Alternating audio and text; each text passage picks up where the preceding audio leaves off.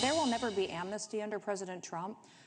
We are putting our priorities in place where he promised the American people when he ran for office that he would make America safer, that he would go after criminals. So that's what we're targeting right, though, is those individuals who have criminal records or charges against them.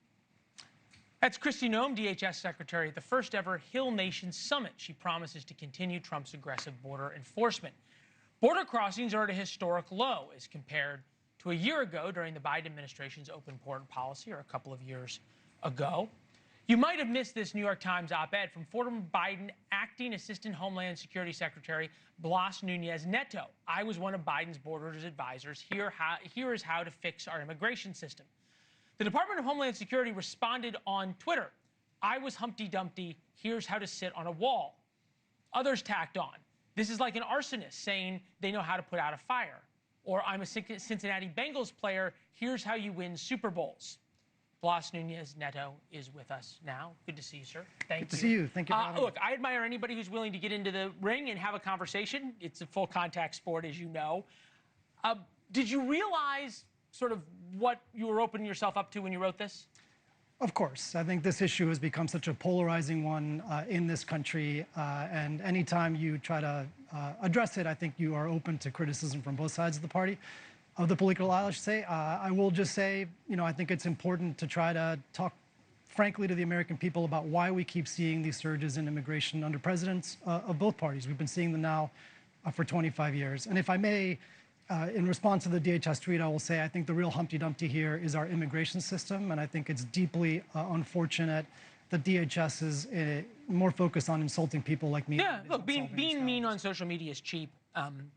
Criticize the policy, criticizing the person shows sort of, I think, a meanness that I don't particularly care for. I don't think it accomplishes anything. I want to get to your piece.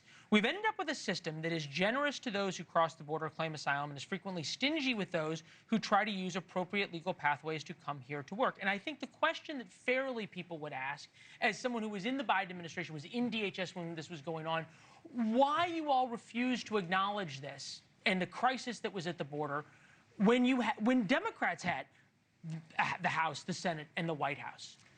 Look, I think it's a fair question. I think what I would say to that is, when we assumed office in 2021, encounters were actually higher between ports of entry than they were when we left office in 2024. And so, I think we were dealt a difficult hand. I think the pandemic really created a pent-up demand for migration all over the world.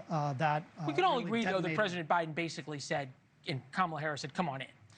I would quibble with that. Look, in the article, I note that we swung the pendulum a little too far to the left in the first days of the administration. I think they announced a pause on deportations, which I thought was deeply unfortunate at the time.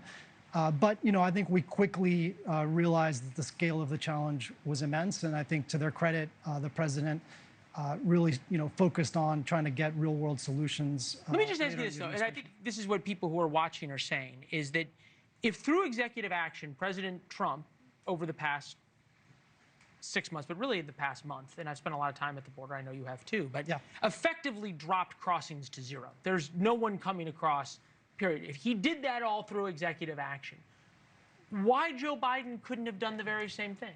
So we took executive actions that were very muscular in 2024 that significantly reduced encounters between ports of entry. Again, you pointed out it was too late.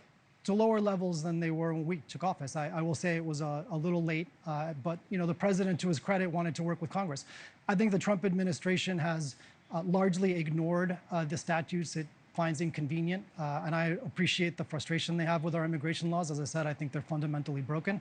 But the answer isn't to ignore our laws. It's to work with Congress to modernize them, and you're seeing them get tied up in the courts on a lot of the things they're trying to do in this case. Thank you for watching. Subscribe below and download our NewsNation app right now on your phone, and you will get fact-based, unbiased news for all Americans.